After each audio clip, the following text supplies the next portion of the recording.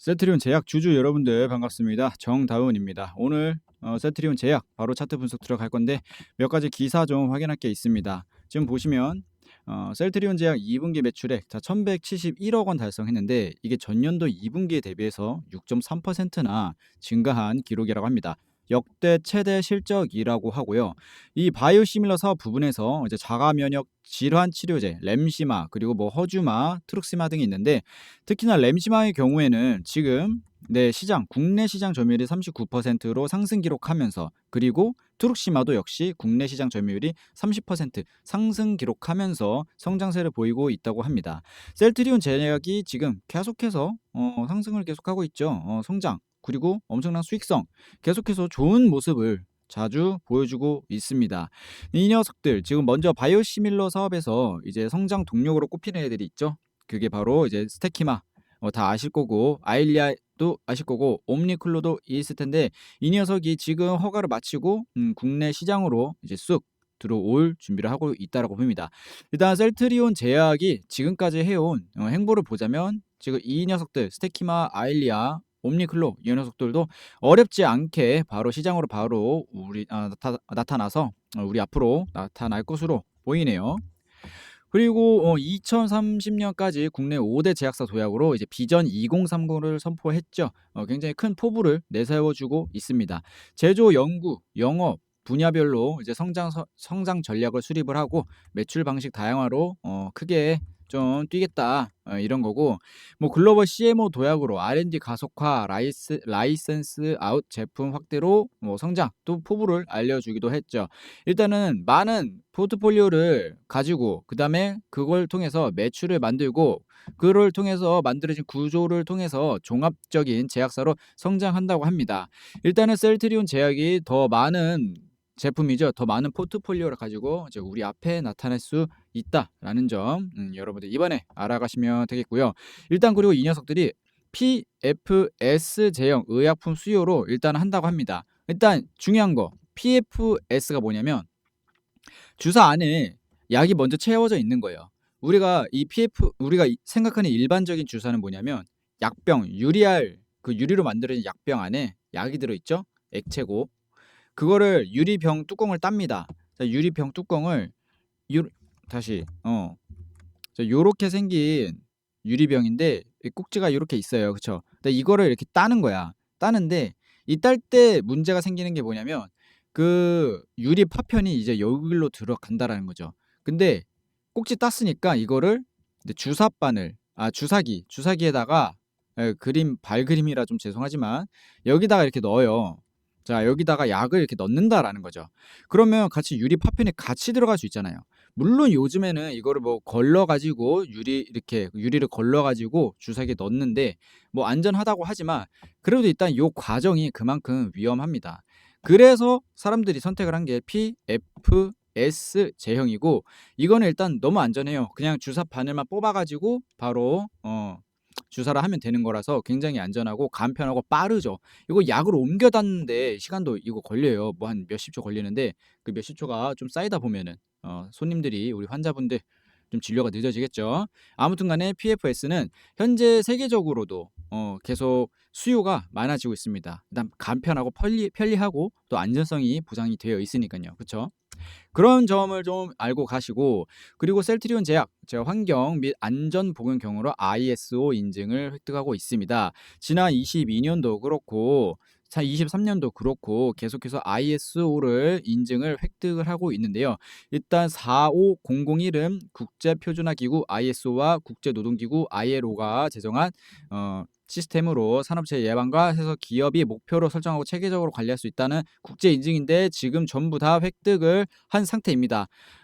획득할 예정이 아니라 획득을 한 거고요. 그리고 작년부터 이제 시스템의 유효함을 확인하고 최근 송도에서 그 이전한 R&D 센터 있죠. 송도로 이전한 R&D 센터 연구센터에서도 추가로 인증을 획득을 하고 있다고 합니다. 요 정도 일단은 먼저 빨리 짚고 가시고 이제 가장 중요한 게 셀트리온 제약 그래서 얼마 가냐 이거죠. 자, 얼마를 가느냐 그게 가장 중요할 것으로 보입니다. 일단은 여기 26,000원 구간에서 있다가 지금 최근에 쭉 상승 추세를 타주면서 쭉 올라가고 있어요. 가장 좀 저는 요 부분 이렇게 상승 추세를 타고 올라가 주고 있다라는 것부터가 일단은 굉장히 안전하다라고 보고 있고요. 자, 그런데 이제 여러분들은 생각을 하실 거예요. 뭐가 안전하냐. 지금 얼마가 내렸는데 지금 고점 대비 마감 기준으로 고점 대비 68% 이고 이렇게 꼬리 기준까지 보시면 70% 정도의 손실을 보고 있는 구간입니다. 그런데 뭐가 안전 구조냐? 자, 이거 추세 반등 나올 수 있기 때문에 제가 그렇게 말씀을 드린 거고, 추세선이란 건 간단합니다. 자, 여기서 멀리서 시작했습니다. 22년도에서 시작하고 이렇게 쭉 만들어지면서 유지가 됐던 추세선인데 지금도 여기에 가깝게 위치해 있다라는 거는 다른 말로 다시 한번 이 과거 애들처럼 반등이 한 번 더 나올 수 있는 구간이라는 거예요. 자, 우리는 이를 알 수가 있는 거고, 여기 가까이 보시면 추세 딱 정확히 닿고, 그쵸? 추세 정확히 닿았습니다, 여러분들. 닿고, 자, 반등, 내렸다가 반등하고, 이 녀석이 한번 이렇게 올라갈 수 있는 그런 찬스인데, 여기서는 몇 가지 전제가 좀 붙죠. 가장 쉬운 전제로는 바로 지표. 여러 가지 지표가 있지만 제가 가장 좋아하는 지표가 바로 RSI입니다. RSI. RSI 지표가 뭐냐면 이제 거래 강도를 상대적으로 이렇게 시각화해서 보여주는 건데, 이 RSI라는 녀석이 밑으로 30 정도 내려갔다가 올라가 주는 모습이 주로 많이 나와요. 그리고 동시에 이 MACD 선도 있는데, MACD 선도 마찬가지 거래 상대 지표이긴 하지만 여기서는 우리가 봐야 될 건 뭐냐면 이렇게 골든 크로스, 데드 크로스죠. 데드 크로스고 골든 크로스가 일어나는 지점과 동시에 이 히스토그램이 음봉이 세냐 양봉이 세냐 이거든요. 지금은 음봉이 세다라는 거예요. 그래서 양봉이 세다라는 걸 알 수가 있는 타이밍이 언제냐면 이 파란색 녀석이 위로 올라가면서 빨간색으로 이렇게 뜰 때가 있어요. 그때는 양봉, 즉 매수세가 있다라는 겁니다. 그래서 RSI 같은 경우는 이거는 추세 반전 지표이기 때문에 내가 더 내려갈수록 오히려 반등의 가능성이 더 크다라는 점 우리는 알 수 있고요. 동시에 히스토그램이 양봉으로 전환이 되면서 매수세가 들어왔다. 동시에 RSI가 과매도 구간에 들어갔다. 이 밑에 30 미만을 과매도라고 합니다. 과매도 구간에 들어갔다. 이 두 가지가 함께 일어나면은 우리는 반등이 좀 크게 나올 수 있을 것 같다라고 어느 정도 생각을 하고 매매를 할 수가 있겠죠. 요 정도이고, 동시에 이것도 VR도 이제 거래량, 거래 상대를 이제 비율로 나타내 준 건데 지금 100% 이걸 퍼센트로 표시합니다. 100% 밑에 있다라는 거는 그만큼 매수세가 약하다라는 건데 저평가되어 있다라는 거예요. 지금 충분히 주봉인데 주봉 차트로서 이게 100 미만에 있다라는 거는 굉장히 큰 저평가 상태라는 거거든요. 그러면 여러분들 저평가 상태, 저평가된 녀석을 어떻게 해야 돼요? 일단 집중해서 봐야지. 내가 어디서 살지 그 가격대를 찾아봐야 되겠죠. 그것도 그냥 뭐 이상한 잡주도 아니고 셀트리온 제약입니다, 여러분들. 셀트리온 제약인데 이렇게 저평가돼 있다고? 그러면 좀 살펴봐야 되지 않나. 좀 더 유심히 봐야 되지 않나 그런 생각을 합니다. 일단 주봉 차트였고, 일봉 차트로서도 봐도 여기서 올라오는 요 추세선, 자, 잘 지켜주는 게 보입니다. 이렇게 추세선이 잘 지켜주는 게 보이고, 또한 여기서도 지지 라인이 있습니다. 이 매물대 지지 라인은 뭐냐면 이제 보디가드들이라고 생각을 하시면 돼요. 굉장히 쉽죠. 여기서 매매가 굉장히 많이 일어났어. 자, 이 구간이 매매가 굉장히 많이 일어난 구간입니다. 그래서 이 가격을 기준으로 내가 원래는 이 가격 기준으로 매도를 하는 사람이었는데, 그 매도했던 사람들은 밑에서 이 매수 세력들이 전부 다 매도 물량을 다 먹었다 이거예요. 그래서 요 라인을 뚫을 수가 있었던 거고, 뚫었기 때문에 이번에는 반대로 어떻게 됐어요? 이 평단가가 여기야. 이 괴물들은 평단가가 여기이기 때문에 이 가격 밑으로 내려가지 않았으면 좋겠다라는 생각을 합니다. 따라서 이 가격에 근접되어 있을 때는 내려오는 매도 물량을 전부 얘네들이 더 사겠죠. 더 사면서 가격을 올리는 데 일조를 할 겁니다. 굉장히 큰 돈으로 그렇게 작업을 할 거고, 이렇게 슝 올라가고, 이때 큰 돈이 들어온 건 뭐냐면 사실 세력인데 두 번째 진입하는 세력이고, 첫 번째로 물량을 받아먹는 세력들이 바로 여기입니다. 자, 여기에 애들이 첫 번째 세력, 그리고 여기 애들이 두 번째 세력.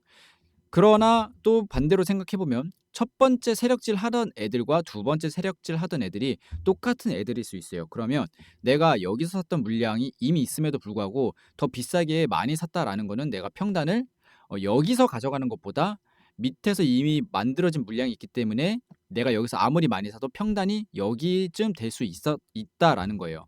그래서 보시면 요 가격대가 참 78,000원 구간이 어쩌면 장기적인 관점에서 봤을 때는 세력의 평단일 수 있다라는 거죠. 근데 세력들은 좀 바보가 아닙니다. 괜히 이런 손해 보는 장사는 안 해요. 손해 보는 장사 안 하고 이만큼 매수를 했다면 동시에 여기서부터 매도를 바로 들어가거나 공매도를 치면서 내려가는 추세에 대해서 또 수익을 실현을 하겠죠. 즉 나는 현물로도 수익이 나고 공매도로도 수익이 나는 이중 구조로 수익을 날 수밖에 없는 그런 구조를 이 세력들, 기관들은 다 가져갈 수밖에 없다라는 거죠. 약간 좀 이거는 복잡할 수가 있는데 이거는 좀 내가 차트를 보면서 어느 정도 계속 생각을 하면서 공부를 하다 보면은 충분히 알 수 있는 그런 내용들입니다. 쉽죠? 그리고 단기적인 추세를 보자면 이 녀석이 지금 내려가는 추세 하나 있고 여기서 또 내려가는 추세가 하나 있었는데 자 이거죠. 요렇게 이거를 좀 보셔야 됩니다.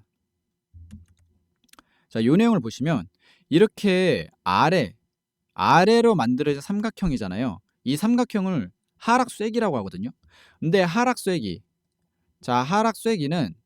특징이 뭐냐면 상승의 가능성이 굉장히 커요. 자, 상승 가능성이 굉장히 큰 패턴입니다. 패턴이라고 부르는데 왜 그러냐면은 내가 매도하려는 사람과 매도하려는 물량이 5라고 치면은 매수하려는 사람의 물량은 3밖에 안 돼요. 근데 이 추세가 바로 그 5개씩 매도 물량이 5라는 사람들의 그 강도를 알려주는 거거든요. 추세 각도가 그 강도를 뜻합니다. 얘의 각도가 더 가파릅니다. 그리고 이 각도 밑에서 받쳐주는 3의 매수 세력들은 각도가 완만해요. 상대적으로. 그런데 그런 강한 이 각도, 추세 각도를 이 캔들이 가격대가 상승을 하면서 돌파를 해줬다라는 거는 이 매도 물량을 전부 소화했다라는 거예요. 그러니까 쉽게 말해서 하락하는 쐐기는 매도 물량이 많아. 근데 매수 세력이 그 많은 매도 물량을 다 먹었기 때문에 이렇게 반등을 하게 되면은 돌파 이후 횡보 이후에 바로 큰 상승 나온다 이겁니다. 따라서 이 녀석은 여기도 갭이 있기 때문에 이 갭을 채우기 위해서 한번 크게 쏴줄 것으로 저는 보입니다. 뭐 9만 원 선까지는 무리 없이 올라갈 수도 있을 것 같아요. 그러나 아직은 모르기 때문에 조금 더 지켜봐야 될 것으로 보입니다. 자, 뭐 이런 식으로 이렇게 여기 아니고 이렇게 쭉쭉쭉 올라갈 수도 있습니다. 그런데 물론 여기가 요 라인이 지금 저는 조정을 한번 맞을 수 있는 구간이라 봐가지고 쉽게 말해서 네, 여기서 올라갔다가 조정받고 이런 식으로 갈 것 같아요. 자, 이게 굉장히 가능성 큽니다. 그리고 그 이유도 RSI 측면에서 보자면 RSI 측면에서 또 올라갈 때 한번 올라가 주면서 튕기면서 쭉 올라가는 자, 그런 모습 보여줄 것으로 보이고요. 여기도 추세 이전에 만들어졌던 추세가 있기 때문에 자, 정확하게 딱 뭔가가 이렇게 저항을 맞고 갈 것처럼 보이죠. 네. 이렇게 저항 맞고 갈 것처럼 보이죠. 이런 식으로 갈 것 같잖아요. 딱 봐도. 자, 이 추세만 몇 년을 그린 사람이라면 이 정도는 그냥 보입니다. 아시겠죠? 따라서 지금 셀트리온 제약은 상승할 수 있는 가능성이 더 크다. 라고 저는 생각이 듭니다. 그리고 지금 외인들 뭐 하고 있나 볼까요? 외인들은 냅다 그냥 매도만 때리고 있어요. 이 사실 외인들의 물량이 좀 중요한데 외인들은 지금 냅다 매도만 지금 엄청나게 때리고 있다. 이게 약간 좀 저는 마음에 걸립니다. 그러나 반대로 지금 개인과 기관과 금융투자 쪽에서 투신 쪽에서도 매수세가 계속 유지가 되는 걸 보아 일단 나쁘지 않아요. 나쁘지 않은데 긍정적으로 보고 있는데 중요한 거는 외인의 매도량이 많기 때문에 어느 정도 횡보를 좀 나오지 않을까 그런 생각이 들고 있습니다.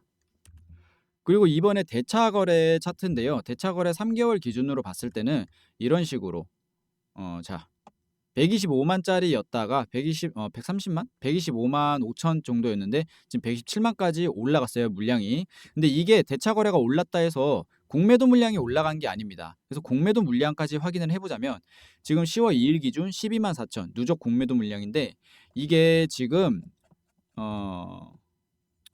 3개월 기준으로 봤을 때 원래 7월쯤에 공매도 물량이 거의 없었어요. 뭐 1,000, 2,000, 3,000 정도인데 이게 갑자기 7월 5일부터 기하급수적으로 올라가고 있습니다.